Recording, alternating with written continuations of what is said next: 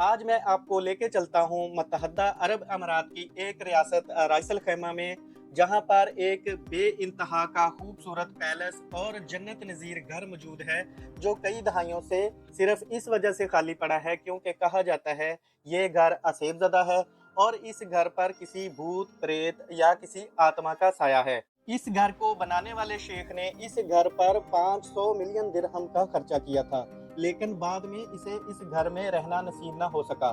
जैसे ही आप इस शानदार लेकिन खौफनाक किस्म की हवेली के अंदर दाखिल होते हैं, आप अंदाजा नहीं कर सकते कि ये इतना खूबसूरत महल है, लेकिन बदकिस्मती से अब ये सुनसान पड़ा है। यहाँ पर कोई नहीं रहता, खासकर मगरिब के बाद तो बिल्कुल ही यहाँ पर दाखिल होना मना है।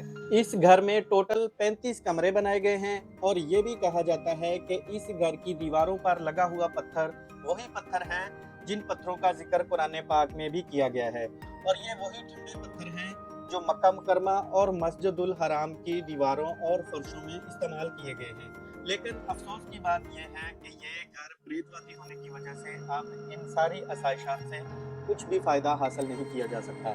जैसे जैसे आप इस घर के अंदर चलते जाते हैं, इस घर की खिड़कियों से आने वाली रोशनियों और छतों पर लगे हुए फानूस पर टिमटिमाती हुई लाइटों के साथ आपको ये पूरा घर जगमग करता हुआ नजर आता है।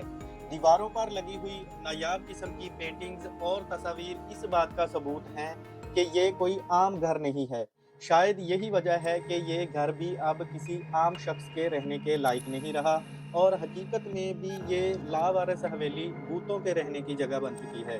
आप देख सकते हैं इस घर में रखी गई ये तमाम एंटीक्स चीज़ें अब इस घर में रहने वाली हवाई मखलूक की मलकियत बन चुकी हैं।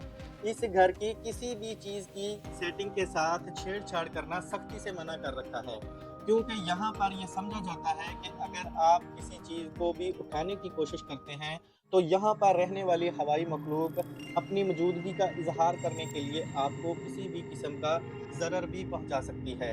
लिहाजा एक तरह से इस घर में आपके लिए ये एक प्रिकॉशन भी है कि किस तरह से और कैसे आपने खुद को यहाँ पर महफूज रखना है, नहीं तो उठाए गए नुकसान के आप खुद जिम्मेदार होंगे।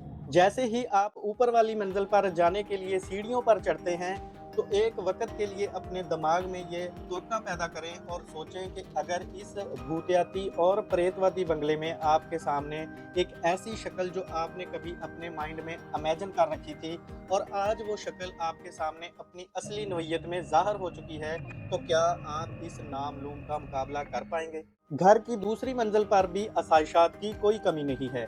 पूरे घर में ऊपर नीचे फर्निश्ड कमरे और बड़े बड़े सिटिंग हॉल्स की भरमार है।